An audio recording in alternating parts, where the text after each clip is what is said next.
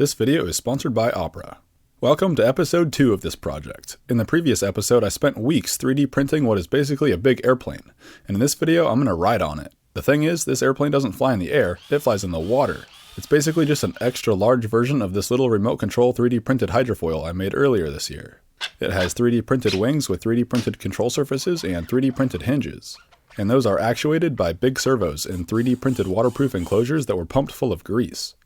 The 3D printed parts alone are probably not strong enough to handle the roughly 200 pounds of payload weight, so I added an aluminum wing spar inside, and I also fiberglassed over some areas that will experience excessive force. If you want to watch the entire build, go check it out in episode 1. In this video, we're going back to pick up where we left off, which is getting ready for the first test. The wings and tail come apart for transportation, and then they just slot back together with various types of tubes and spar connectors. One of the biggest problems that I had early on was these electrical connectors for the elevator servos. It was really hard to get the wiring to stuff back into the tail booms without preventing them from fully slotting together. It just took some wrestling with, but eventually I got it to work. Each tail boom is held in place with a little M3 screw. Then the board gets set on top of the masts and screwed down with some M6 bolts. And that pretty much completes the assembly. It's pretty heavy. We're using 6 of these 10 amp hour 6-cell LiPos. The 3D printed wheel mounts that I made were really helpful for getting this thing into the water, though probably not entirely necessary with 2 people, just because it is possible to lift. I can just back it in. Oh, now it's really floating. I think there's a lot of buoyancy. Look at that, man. This is perfect. I see bubbles coming out of it, so we're losing some buoyancy. For the first few tests, I'm using these old crusty drone batteries because I've had them laying around forever. But I made this battery box huge, and that's because I eventually hope to run it off a big 100 amp hour lithium iron phosphate battery for maximum range. So this whole thing is basically just a huge version of the little remote control version. It uses all the exact same flight controller electronics, and even the same remote control. So this thing is basically just a giant remote control model that I'm sitting on. For this test, it did not have any active altitude stabilization yet. It's only using an IMU for angular stabilization. I'll add sonar sensors for height control later on, but for now height is just manually controlled. Oh baby, this is my kill switch. If I fall off the board, I'll just yank on this wire and it unplugs the motors. So I just have to climb inside of this loop. Ooh, it's kind of tippy. We got buoyancy down low where boats shouldn't have buoyancy. Here we go, let's see if this thing starts to move. Motors are spinning. We're moving. Okay, I'm gonna give it a little bit more throttle here. Whoa, oh. Whoa, roll control works well. And yaw control works so well. It really is like flying an RC plane. So this is no stabilization yet. I'm gonna throttle up even more. Oh my God, we're up on, oh, fuck, oh, fuck, oh, fuck. Wow, this is crazy. Okay, let's try that again. Try and do a little hop. I think I'm up, I'm on foil. Oh, my elevator might be reversed. I'm gonna try something. Oh yeah, my elevator's definitely reversed. But I think I can reverse it in here. Got some good shots of you coming out of the water. Was I out? Yeah. Sick. Like by a good amount. I'm gonna try stabilized mode this time. I can't believe how responsive the controls are. I don't even know if the center of gravity's even close to being right. Woo, we're on foil. We're on foil, baby. Holy crap, this thing works so well. What? This is so amazing. Look, there's no wake. What? How does this work so well on the first try? I haven't done any pit tuning or anything. I don't even know if the center of gravity is right. Whoa, too high, too high. But the elevator helps bring it down really well. Okay, I'm gonna try and turn back to Colin. Whoa, differential thrust works great for turns. Whoa, too high. Oh my God, this is a balancing act for sure. I think I need to mix roll and aileron together so that the turns are more coordinated, because right now it's a little sketch. Look at this. Oh, oh. I think I need more proportional gain on the control system. Oh, it's so good. I'm gonna take it out of stabilized mode and play around with where the center of gravity should be. So I'm sitting right in the middle of the wood part right now. You know what? It feels good. Whoa, stabilization is off and it's working well. Holy crap, you know what? it might actually be better without the stabilization. Whoa, oh yeah, it's a little bit more spunky. This is insane. I can't believe this is working so well. I shouldn't have put this box here because I'm not even able to sit on the center line of the board because of this dumb box. Okay, I'm gonna turn stabilized mode back on. I don't think I'm actually that high. Like I'm not nearing the, oh God, whoa, whoa, I'm getting too, whoa, the motor's ventilated. Man, this thing is awesome. Everyone needs a giant paddleboard hydrofoil. As you can tell, surfing above the water on a giant hydrofoil is super satisfying. But you know what else is super satisfying? Surfing the web on a web browser that turbocharges your productivity, and that's Opera. Opera is my favorite browser for so many reasons, and the first is Aria. Aria is AI built directly into the browser. You can ask it any question like, why are hydrofoils the best thing ever? You can also use it to provide more information or even translate any text on a web page using the highlight tooltip feature. This can save you a ton of time because you no longer have to open a new tab and manually copy and paste a prompt. It can also generate images. All you have to do is ask for what you want a picture of, and boom, there it is. If you have a picture and want to know more about it, you can even upload it to Aria and get more info. Who knew that Yamaha made a hydrofoil? If you're as scatterbrained as me, you probably always have a ton of tabs open. You can right-click on a tab to create an island and drag other tabs into it. This feature is super useful for keeping all your most commonly visited web pages organized by theme, topic, context, or interest. To take this idea even further, you can create entirely new workspaces. That's basically a tab for your entire browser. It's super useful for when you have hydrofoil and ground effects vehicle projects going on simultaneously. Of course, you'd never want to multitask while watching an RC test flight video, but for other videos, you can detach them into a floating window that stays visible while you're browsing, using Opera's video pop-out feature. This way you can be entertained while working on other things at the same time. On top of that, Opera has music and social media available on hand in the sidebar, built-in ad blockers, and so many more features. Check it out for yourself at the link in the description. Now back to hydrofoil testing.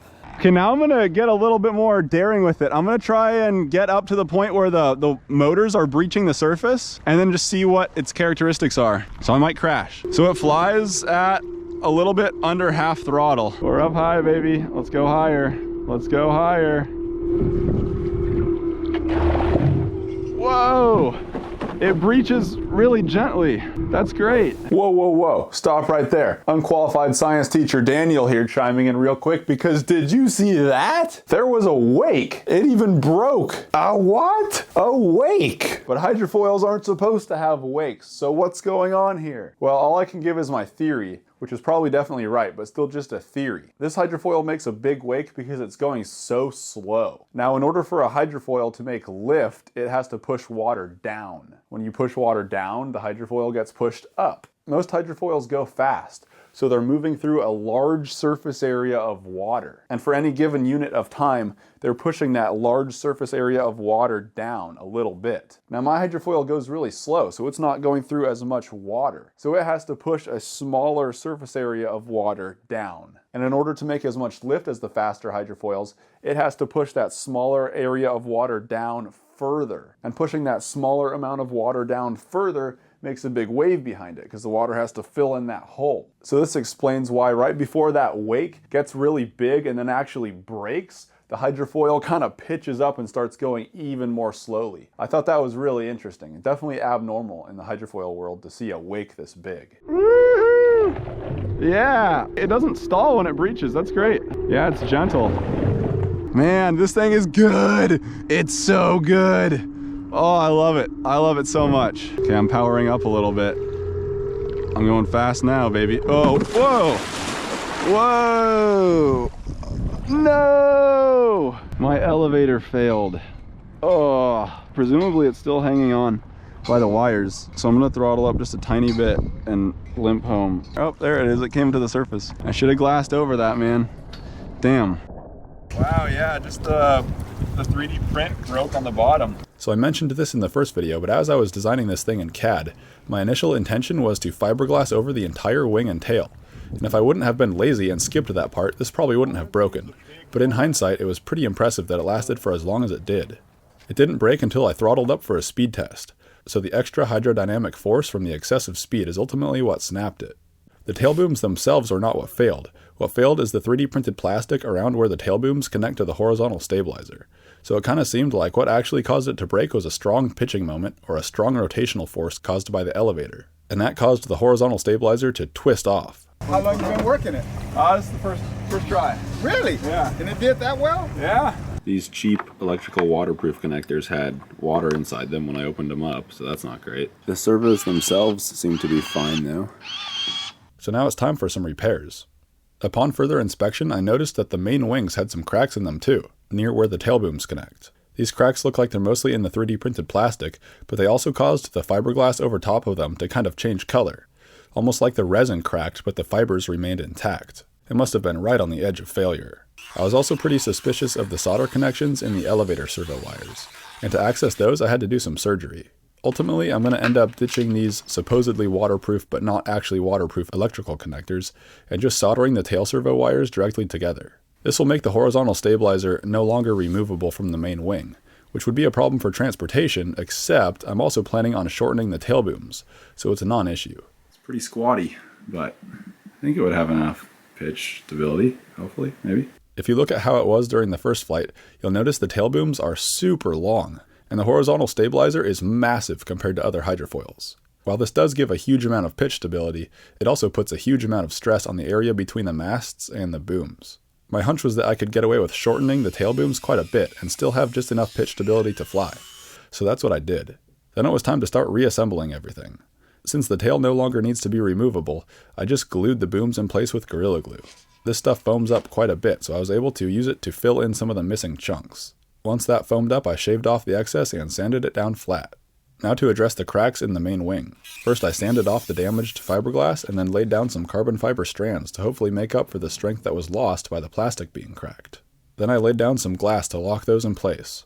I actually ended up just glassing over the entire area with many layers of fiberglass. There are no structural elements holding the masts to the tail booms, only 3D printed plastic, and the single layer of 7-ounce glass that I had added before the first test was clearly not strong enough to hold it all together. So my solution to this problem is just to glass the crap out of the entire area. I didn't keep track of how many layers I added, but it was a lot. A lot more than the few layers I had filmed. It probably built up to around 3 or 4 millimeters thick of fiberglass.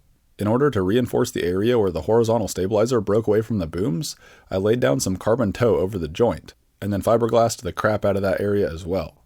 I used some thick 1708 cloth on the bottom of the main wing, which has a really rough surface finish.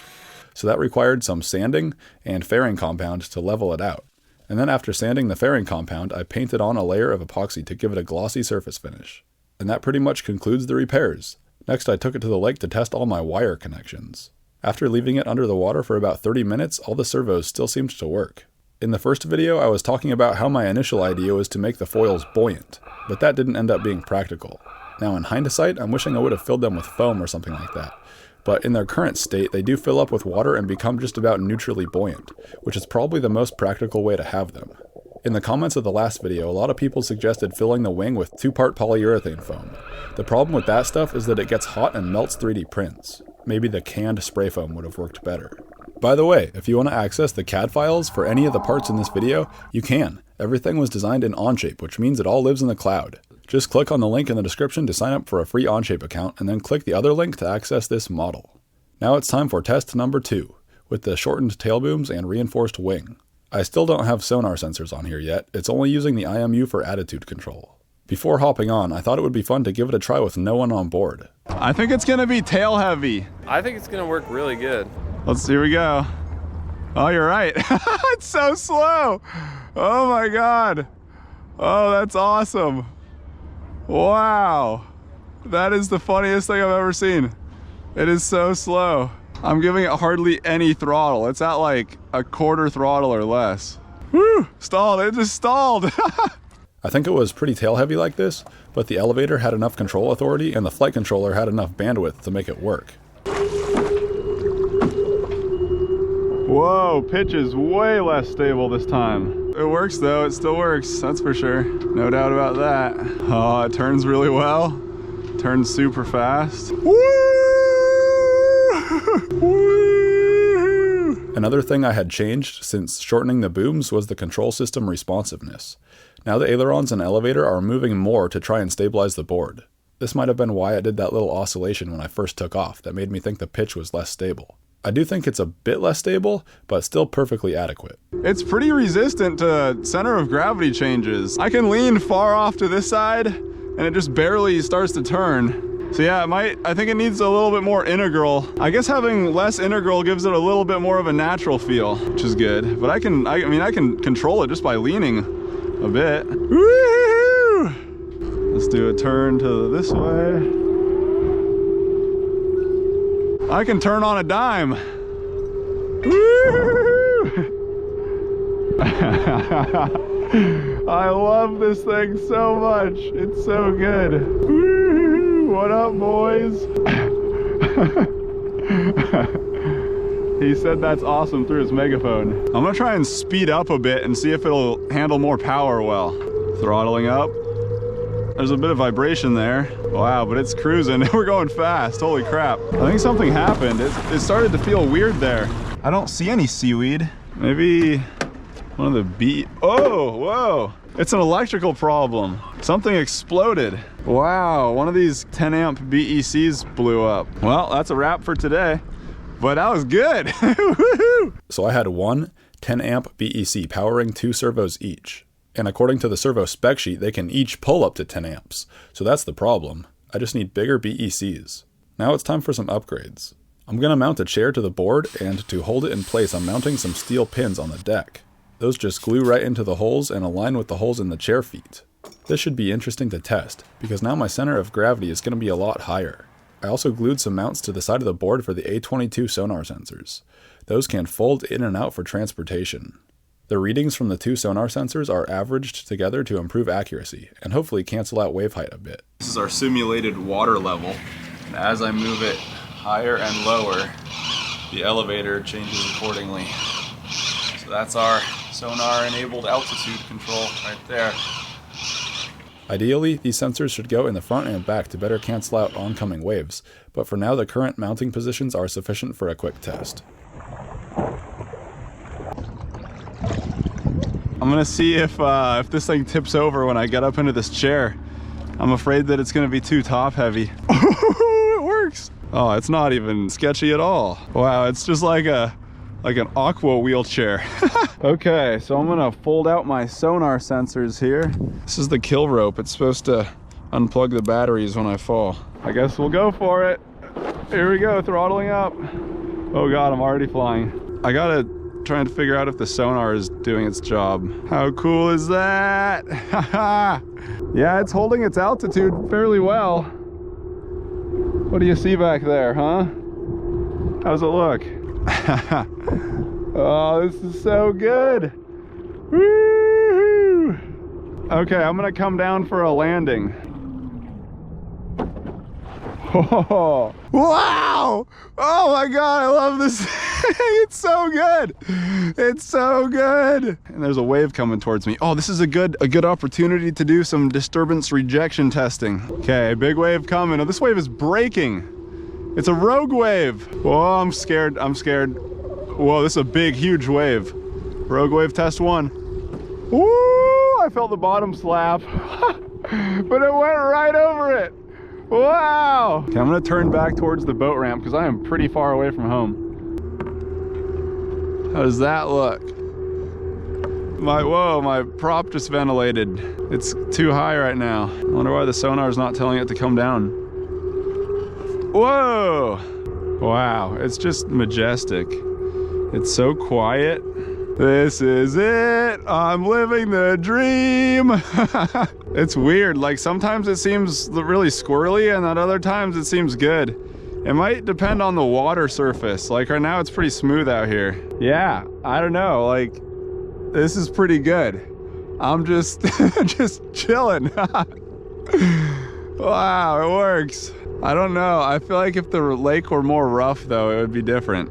I mean, hydrofoils are supposed to be immune to chop. Like that's one of the whole appeals of them, you know, but it might just be the sonar right now. I'll have to test it on a choppier day and find out for sure. Well, there's a little pitch oscillation. Huh, weird. So now I have a little bit of differential thrust, or effectively rudder, mixed into my aileron stick here. So that should make driving it a little more intuitive. It just got a little stormy. Wow, the fact that it's kind of following these big roller waves is a little disconcerting. It's kind of sketchy. Oh, I forgot to buckle my safety belt here. Let's do that mid-flight. There we go. Oh, I forgot to put this on too. It looks like there's a kayak camp. I should go say hi. Hey, were you RC test Yeah! Nice paddleboard. I feel like I'm in a wheelchair. I really do. Oh, something's very weird right now. I just started wiggling. Whoa. Oh no! I can't believe it, but I think my my battery safety unplug actually worked. Look at that. It just unplugged that connector. Wow, now it's full of water. Great. Back up on the horse. All these kids are asking if they can be in the video now. Oh, here's a nice wave. There's like a yaw offset. It's flying at an angle. Did I lose a servo or something? The waves are bumpy, so the sonar reading is bumpy. So the elevator moves in a bumpy fashion, and that makes the ride bumpy. So I need some filtering or something. Oh, it's gotten a little weird. Oh, I don't know why. Sometimes it just gets really bumpy. Okay, back to the land. The foil had started acting pretty weird, and at this point my best guess as to why was water getting into a servo connector. The weirdness would come and go. It was kind of intermittent. So that makes me think it was a soggy electrical connector or something like that. But all in all, I was super happy with the performance, and it definitely satisfied my desire to build a big slow-flying hydrofoil. In the next video, I'm going to do an endurance test and some other fun stuff, so stay tuned. Thanks for watching, bye.